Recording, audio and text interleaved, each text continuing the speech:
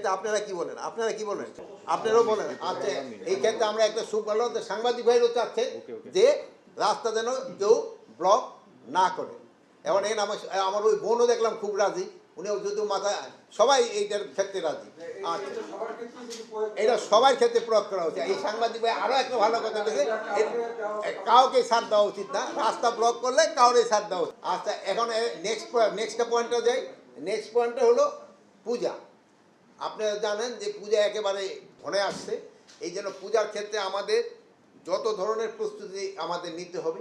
এটা একটা পূজার একটা ধর্মীয় অনুষ্ঠান এবং এটার পবিত্রতা রক্ষা করা কিন্তু আমাদের সবাই দায়িত্ব। কে কোন ধর্মের আমরা তা করবো না, এটা সবাই আমাদের দায়িত্ব।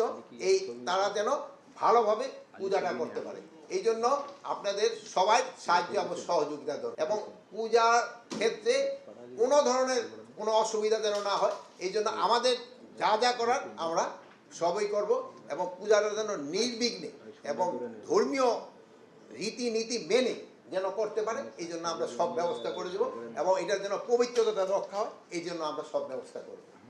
আর এই জন্য জানেন যে অনেক জায়গায় একটু সমস্যা আছে, বলছি কমিটির ভিতরেও নিজেদের ভিতরে একটা কোন্দল রয়ে গেছে। আমরা অনুরোধ করব তারা নিজেদের কোন্দলটা মিটিয়ে পূজাটা যেন ভালোভাবে সম্পন্ন হয়, এই জন্য আপনারা লোকজনকে বলবেন এবং আমরাও বলবো এবং আমরা আশা করি যে পূজাটা খুব ভালোভাবে এবং নির্বিঘ্নে এবং উৎসবমুখর পরিবেশে এবং ধর্মীয় ভাব এবং গাম্ভীর্য বজায় রেখে হয়ে যাবে। আর আরেকটা পয়েন্ট ছিল যে কারাতে অনেক সমস্যা আছে, এটার সংস্কারেরও দরকার এবং এইটা নিয়ে অনেক আলোচনা। কারার একটু বাজেটের ক্ষেত্রে সমস্যা, এখন অনেক কারা যারা আছে বন্দি আছে, অনেক বয়স হয়ে গেছে, তারা ধরেন বিভিন্ন রোগ এসে মানে আক্রান্ত এবং তাদের ঔষধের ব্যাপারে একটা বাজেটেরও বেশি দরকার হয়।